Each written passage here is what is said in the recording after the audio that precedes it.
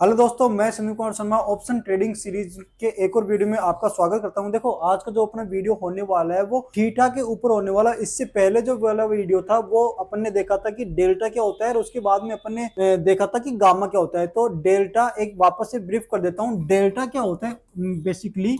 Delta अपने जो लोग भी ऑप्शन बाइंग करते हैं उन लोगों को ये पता होगा कि डेल्टा के प्रीमियम में जब चेंजेस होता है तो वो ये बताता है कि जो ऑप्शन आपने बाय किया है या कॉल या पुट जो भी आपने बाय किया है उसका प्रीमियम कितना ऊपर तक जाएगा, वहां तक जब स्पॉट का प्राइस मान लीजिए अगर निफ्टी 24,000 पे अगर चल रहा है और आपने अगर 24,000 की ही कॉल आपने बाय करी है, तो डेल्टा की वैल्यू अगर मान लीजिए 0.5 चल रही है। ये मैंने आपको बताया हुआ है कि at the money ATM ITM और ओटीएम, जिन लोगों को नहीं पता एट द मनी ये सारी चीजें वो पिछले वीडियो जाके देख सकते हैं। वहां पे इनको डिस्क्राइब किया गया है एट द मनी क्या होता है, इन द मनी क्या होता है, आउट ऑफ द मनी क्या होता है। क्योंकि ये जो सीरीज चल रही है वो कंटिन्यूसली स्टेप बाय स्टेप चल रही है। अगर आप पीछे वाले वीडियो नहीं देखोगे तो ये चीजें आपको समझ नहीं आएंगी। और अगर जिसको भी ऑप्शन ट्रेडिंग करना है तो ये बेसिक थ्योरी है एक तरह से, ये तो आपको समझनी होगी। क्योंकि देखो, ट्रेडिंग कौन सीख पाएगा कौन नहीं, ये तो डिपेंड करता है आपके प्रैक्टिस के ऊपर। लेकिन ये बेसिक थिंकिंग है। अगर आप इन चीजों को नहीं समझते हो तो ये कैलकुलेशन आप नहीं कर पाओगे। वहां पे जो चीज आप बाय कर रहे हो या जो चीज सेल कर रहे हो उसका टारगेट क्या आना चाहिए। तो देखो, आपको स्मॉल ब्रीफ बता देता हूँ। डेल्टा क्या बेसिकली क्या होता है? डेल्टा की एक वैल्यू होती है, एट द मनी के ऊपर 0.5 की वैल्यू निकलती है। अगर स्पॉट का प्राइस 24,000 अगर चल रहा है, 24,000 की आपने कॉल बाय करी है, अगर 24,000 से स्पॉट निकल के आ जाता है 24,100, तो जो ऑप्शन आपने बाय किया उसका प्रीमियम कितना इंक्रीज होगा? मान लीजिए अगर वो ऑप्शन उस समय 100 रुपीज में चल रहा था, तो 100 रुपए पे 24,100 पे जाने पे उसका प्रीमियम कितना हो जाएगा? 0.5 के हिसाब से आप इसे मल्टीप्लाई कर सकते हो 0.5 के। मतलब कि एक प्रीमियम अगर 1 रुपये अगर स्पॉट में चेंजेस होता है तो वहां पे 0.50 मतलब कि 50 पैसे का इंक्रीमेंट होगा। तो 1 रुपये पे अगर 50 पैसा होता है तो जाहिर सी बात है अगर 100 पॉइंट से मार्केट इंक्रीज कर रहा है वहां पे, तो ये आपका प्रीमियम हो गया 50। तो जो आपने बाय करी थी कॉल, जो आपने 100 में बाय करी थी, वो हो जाएगी आपकी 100 प्लस 50। तो यहाँ पे उसका प्रीमियम निकल के आएगा 150। ये होता है डेल्टा। उसके बाद में अपन ने स्टडी करी थी कि गामा क्या होता है। गामा क्या होता है? बेसिकली गामा जो होता है वो डेल्टा के अंदर जो प्रीमियम का चेंजेस होता है, जो डेल्टा चेंज होता है उसकी कैलकुलेशन को काउंट करता है गामा। बस इसका बेसिकली अगर डेफिनेशन अगर समझना चाहोगे तो आप ऐसे समझना। ऑप्शंस ऑप्शंस बायर या सेलर जो भी होता है उसमें चलता है अपना पहले डेल्टा। डेल्टा में जो चेंजेस होता है वो बताता है प्रीमियम को या प्राइस को। और डेल्टा किसके थ्रू चेंज होता है? वो होता है अपना गामा। मतलब कि गामा के थ्रू सिर्फ अपन ये देखेंगे कि डेल्टा में कितना चेंजेस हो रहा है। अभी अपन आज जो बात कर रहे हैं वो अपन बात कर रहे हैं थीटा की। देखो, थीटा जो होता है ऑप्शन बायर के हमेशा अगेंस्ट में चलता है। ये चीजें आपने सुन भी रखी है, बहुत सारी वीडियो में आपने देखी भी है और यूट्यूब चैनल भी आपने देखा होगा कि थीटा जो होता है वो ऑप्शन बायर्स के अंगेस्ट में रहता है हमेशा और ऑप्शन सेलर्स के साथ में काम करता है। अब अगर अपन ऑप्शन बायर है, अपन अगर निफ्टी या बैंक निफ्टी या स्टॉक के ऑप्शंस खरीदते हैं, तो एक चीज आपने सुनी होगी कि थीटा की वैल्यू आपके अगेंस्ट में चलती है। ये ऐसा क्यों होता है? देखो, ऑप्शंस का प्रीमियम किसके साथ बनता है? और एक ऑप्शन का जो प्राइस होता है, ऑप्शन का प्राइस की बात कर रहा हूं, एक ऑप्शन का प्राइस किन चीजों से बना होता है? 5 चीजें वहां पे फैक्टर काम करती है। पहली होती है स्पॉट का प्राइस। पहली क्या निकल के आएगी? ऑप्शन की वैल्यू स्पॉट के प्राइस पे डिपेंड करती है। फिर वहां पे आती है दूसरा वॉलेटिलिटी। वॉलेटिलिटी क्या होती है? तीसरा आता है इंटरेस्ट रेट। इंटरेस्ट रेट क्या निकल के आता है वहां पे एक ऑप्शन की प्राइस पे। और चौथा आता है वहां पे टाइम टू एक्सपायरी। चौथा टाइम टू एक्सपायरी आ गया। और पांचवा आता है अपना डिविडेंड। तो एक ऑप्शन का प्रीमियम जो होता है, मान लीजिए कोई भी कॉल या पुट होता है, अगर उसकी वैल्यू 100 रुपीज चल रही है, तो ये 100 रुपीज किन से बनी है, किन किन चीजों से बनी है? उसके अंदर आपकी स्पॉट की प्राइस भी इंक्लूड है, वॉलिटिलिटी भी इंक्रीज है और इंक्लूड है, इंटरेस्ट रेट भी उसके अंदर इंक्लूडिंग आ रहा है, डिविडेंड भी आ रहा है और टाइम टू एक्सपायरी भी आता है उसके अंदर। इन सब चीजों से मिल करके एक ऑप्शन की प्रीमियम डिसाइड होता है। और जब ये सारी चीजें आपस में चेंजेस होती है, कुछ ज्यादा होंगी कुछ कम होगी, तो उसी के अकॉर्डिंग जो प्राइस होता है वो भी वहां पे चेंज होता रहता है। और इसी के अंदर एक आता है ग्रिक्स के अंदर थीटा, जैसे अपन ने डेल्टा देखा, गामा देखा, अभी अपन देखेंगे थीटा, उसके बाद में आएंगे गामा। देखो अगर वीडियो आपको अच्छा लग रहा है तो वीडियो को लाइक कीजिए। हाँ थोड़ा बहुत ये टिपिकल है आप लोगों को समझने के लिए, लेकिन आप इसे ऐसे समझिए, जब तक आप ये चीजें नहीं करोगे तब तक आपको ऑप्शन ट्रेडिंग करना डिफिकल्टी रहेगी, क्योंकि आप वहां पे चीजों को समझ नहीं पाओगे। क्योंकि पैसा कमाना इतना ज्यादा इजी नहीं है, लेकिन अगर एक बार ये समझ गए, आप सीख गए इसको करना कैसे ये होता है, किस हिसाब से इसको कैलकुलेट किया जाता है, तो जो भी ऑप्शंस आप स्टॉक्स के या फिर इंडेक्स के ऑप्शन बाय करोगे तो आपको टारगेट निकालने में वहां पे इजी रहता है। क्योंकि बहुत सारे लोगों का क्वेश्चन ये रहता है कि हम टारगेट कैसे कैलकुलेट करें, तो ये सारी चीजों के बेसिस के ऊपर एक टारगेट कैलकुलेशन होता है। आगे आने वाले टाइम में मैं आपको कुछ सेटअप भी बताऊंगा, बहुत सारी सीरीज के अंदर बहुत सारी लंबी लिस्ट है मेरे पास में, उसमें सीरीज भी आएंगी, आपके सेटअप्स भी आएंगे, प्राइस एक्शन भी आएगा। मोस्ट इंपोर्टेंट मैं कौन से सेटअप यूज में लेता हूँ प्रॉफिटेबल के लिए, एक्सपायरी डे पे कौन से ट्रेड करता हूँ, नॉन एक्सपायरी पे कैसे ट्रेड करता हूँ, ये सारी चीजें मैं बताने वाला हूँ। लेकिन वीडियो को आप लाइक करते रहिए और चैनल को सब्सक्राइब कर लीजिए, क्योंकि आप लोगों के लिए बनाया जा रहा है, तो इससे क्या हमें भी मोटिवेशन मिलता है चैनल के थ्रू। देखो अभी अपन बात करेंगे थीटा की। थीटा अपना बेसिकली ऑप्शंस बायर से अगेंस्ट में काम करता है। मान लीजिए थीटा क्या होता है, देखो आपको बताता हूं मैं थीटा क्या होता है। मान लीजिए बेसिक एग्जांपल के तौर पे अगर थीटा की वैल्यू चल रही है 0.5, ये अपन एग्जांपल के तौर पे कर रहे हैं, थीटा की वैल्यू चल रही है 0.5। इससे पहले अपन ने बात करी थी डेल्टा, डेल्टा की वैल्यू एट द मनी पे चल रही है 0.5 और थीटा की वैल्यू एट द मनी पे भी चल रही है 0.5। अगर ऑप्शन का प्रीमियम 1 रुपये बढ़ेगा तो यहाँ पे क्या होगा, ऑप्शन का प्रीमियम 1 रुपये बढ़ेगा तो यहाँ पे 50 पैसे जो हैं ऑप्शंस के प्रीमियम में ऐड हो जाएंगे। ये तो होता है डेल्टा। अगर स्पॉट जो है अपना कहीं पे भी नहीं गया तो थीटा किससे रिलेटेड करता है, थीटा रिलेटेड करता है टाइम से, राइट। थीटा किससे रिलेटेड करेगा, टाइम, क्योंकि ऑप्शंस के अंदर एक्सपायरी होती है और एक्सपायरी आएगी, इसीलिए थीटा वहां पे इंक्लूड किया गया है। तो आप इसे ऐसे समझ सकते हो कि मान लीजिए आप एक्सपायरी, अपन निफ्टी की बात कर रहे हैं, जैसे यहाँ पे बिल्कुल इजी कर देते हैं अपन इसको, निफ्टी है ठीक है। निफ्टी वाले दिन जैसे मान लो मंडे, ट्यूसडे, वेनसडे और थर्सडे और फ्राइडे, 5 दिन अपने पास में। अपनी निफ्टी की जो एक्सपायरी रहेगी वो रहेगी थर्सडे वाले दिन, right. Monday, Tuesday, Wednesday, Thursday अपने वाले दिन अपनी क्या रहती है, एक्सपायरी रहेगी। ये अपने एग्जांपल की तरफ सुनिए कि थर्सडे वाले दिन अपनी एक्सपायरी रहने वाले निफ्टी की।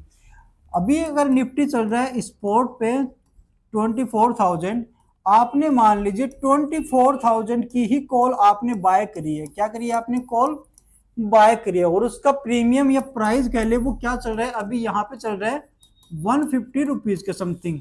मतलब कि निफ्टी जो एक्सपायरी है करंट वीक की थर्सडे को होने वाली है, और स्पॉट का प्रीमियम अभी चल रहा है 24,000 को, और 24,000 की ही कॉल आपने बाय करी है। और वो बाय कब करी है, आपने करी है वो बाय फ्राइडे वाले दिन। वो कब आपने बाय करी है, फ्राइडे वाले दिन।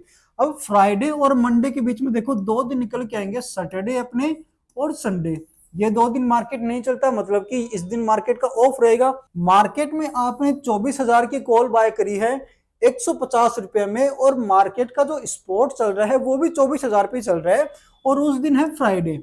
अब मार्केट सैटरडे संडे को बंद रहेगा, मार्केट ओपन कब होगा, नेक्स्ट टाइम मंडे वाले दिन। मंडे वाले दिन मार्केट ने ओपनिंग दी, मान लीजिए मार्केट ने ओपनिंग दी है 24,030 के ऊपर। मार्केट ने ओपनिंग कहां पे दी है, 24,030 पे, 30 पॉइंट ऊपर ओपन दिए।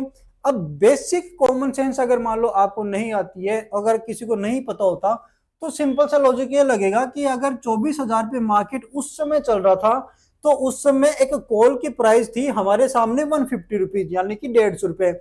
आज मार्केट 24,030 पे चला गया, उसके बाद में प्रीमियम जाहिर सी बात है ज्यादा होना चाहिए, क्योंकि आप तो ये सोच, अगर आपको ये चीजें नहीं आती तो आप तो ये सोचोगे कि 24,000 पे उस समय था, आज 24,030 पे ओपन हुआ है, तो जो प्रीमियम उस दिन फ्राइडे वाले दिन 150 रुपीज का था, आज कुछ ना कुछ ज्यादा होना चाहिए। लेकिन होता क्या है, अपोजिट।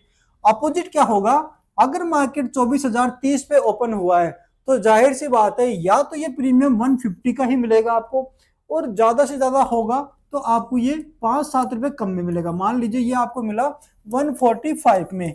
अब आप वहां पे सोचोगे कि मैंने फ्राइडे को 24,000 का जब स्पॉट चल रहा था, मार्केट क्लोजिंग आई थी 24,000 पे, मैंने कॉल भी 24,000 का ही बाय किया था। उस समय कॉल का प्रीमियम चल रहा था 150 रुपीज। फ्राइडे वाले दिन मैंने बाय किया था, सैटरडे निकल गया, संडे निकल गया, और स्पॉट जब ओपन हुआ था तो 10-20 पॉइंट ऊपर ही ओपन हुआ है।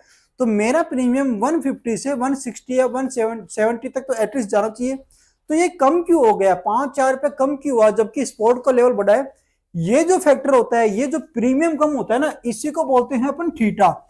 इसी को बोलते हैं अपन थीटा की वैल्यू डीके होना, मतलब टाइम डीके। जो मैंने आपको चीज स्टार्टिंग में बताई थी कि एक ऑप्शन के प्रीमियम के अंदर टाइम डीके मतलब कि थीटा भी इंक्लूड होता है, वहां पे अपना वोलेटिलिटी भी इंक्लूड होती है, डिविडेंड भी रहता है, इंटरेस्ट रेट भी रहता है, स्पॉट वैल्यू भी रहती है। ये सारी चीजें मिलकर के एक ऑप्शन को प्रीमियम को बनाती है। तो 2 दिन अगर छुट्टी रह जाती है मार्केट में, तो थीटा का जो वैल्यू है वो उसके अकॉर्डिंग आपके ऑप्शंस का प्रीमियम भी वहां पे डीके होगा। अब ये कैसे होगा वो बताता हूं। मान लीजिए थीटा की वैल्यू फ्राइडे वाले दिन चल रही थी 0.75। क्या चल रही थी थीटा की वैल्यू, ये लिख देता हूं मैं। ये थीटा की वैल्यू उस दिन चल रही थी फ्राइडे वाले दिन 0.75। अगर आपने प्रीमियम जो बाय किया था 150 में बाय किया था, 150 में बाय करने के बाद में फ्राइडे वाले दिन था, फिर सैटरडे आ गया, आपका संडे आ गया और मंडे को मार्केट ओपन हुआ, तो एक दिन की थीटा की वैल्यू क्या निकल के आ रही है, 0.75। क्यों? क्योंकि अभी एक्सपायरी में टाइम है, जितनी ज्यादा दूर एक्सपायरी रहेगी थीटा की वैल्यू उतनी ही कम रहेगी, जितनी एक्सपायरी नजदीक आती जाएगी थीटा की वैल्यू उतनी ही बढ़ती जाएगी। आप इसे ऐसे समझना कि अगर आपकी एक्सपायरी, मान लीजिए आपकी एक्सपायरी 10 दिन दूर है, तो थीटा की वैल्यू वहां पे आपको कम मिलेगी, धीरे धीरे डिक्रीज होगा आपकी वैल्यू। जैसे जैसे नियर टू एक्सपायरी आप चलते चलोगे, वैसे वैसे थीटा की वैल्यू वहां पे इंक्रीज होती रहेगी। तो यहाँ पे अपन बात कर रहे हैं कि फ्राइडे को आपने बाय किया था ऑप्शन, उसकी थीटा की वैल्यू उस समय चल रही थी 0.75। अभी सैटरडे आ चुका, संडे आ चुका, मंडे आ चुका, तो ऑलमोस्ट कितने दिन निकल गए, फ्राइडे निकल गए, सैटरडे निकल गया, संडे निकल गया, 3 दिन निकल गए। तो अपने को क्या करना है, 3 इंटू 0.75, ये आपको मल्टीप्लाई करके बताना है ये कितना होता है। जो इसकी वैल्यू आएगी वो आपको क्या करना है, 150 रुपीज जो आपका ऑप्शंस का प्रीमियम था उसमें से ये यहाँ पे लेस हो जाएगा, मतलब कि 75 पैसे हो गए अपने, ये अपना हो गया 2.25, मतलब कि 150 रुपीज में से 2.25 अपने को निकाल देना है। तो ऑलमोस्ट ये अपने पास आ गया वो 147.75। मतलब कि अगर मंडे वाले दिन स्पोर्ट जो है 24,030 के ऊपर भी खुलेगा, तो जो ऑप्शन अपने 150 रुपए में बाय किया था उसकी करंट वैल्यू क्या निकल के आएगी, 147.25। ये होती है थीटा की वैल्यू। दूसरी चीज मैं आपको एक और बताता हूँ, ये सारी कैलकुलेशन आपको आई थिंक समझ में आ गई होगी। आप वीडियो को लाइक कर दिया अगर अच्छा लग रहा है तो। देखो दूसरी चीज होती है कि एक्सपायर, जैसे मान लो एक्सपायरी अपनी है 5 दिन बाद में, ये 5 जो डे है, जो थर्सडे अपन जैसे बोलेंगे, अगर इस दिन निफ्टी की एक्सपायरी है, पहले दिन थीटा की वैल्यू मान लीजिए 0.75 थी, दूसरे दिन हो सकता है 0.85 आ जाए, तीसरे दिन हो सकता है 0.95 आ जाए, उसके बाद में मान लीजिए 0.95 आ जाए। इस हिसाब से थीटा की वैल्यू नियर टू एक्सपायरी हमेशा इंक्रीज होती रहेगी। आप इसे ग्राफ के थ्रू भी समझ सकती है। जैसे ये मैंने ग्राफ लगा लिया, ठीक है। अभी मान लीजिए बैंक निफ्टी अगर बात करें, बैंक निफ्टी को सबको पता है कि मंथली एक्सपायरी स्टार्ट होगी, तो यहाँ पे है 30 डेज, फिर यहाँ पे 20 डेज, ये 15 डेज आ गया, ठीक है, राइट। ये 10 डेज आ गया और यहाँ पे 5 डेज आ गया। और ये आपका प्रीमियम है, अभी प्रीमियम चल रहा है 200 का, ठीक है। और ये है अपना 100 का, ये है अपना मान लीजिए 70 का, यहाँ पे है आपका 50 का, और ये है आपका 10 का। ये इस हिसाब से मैंने आपके सामने ग्राफ रखा है।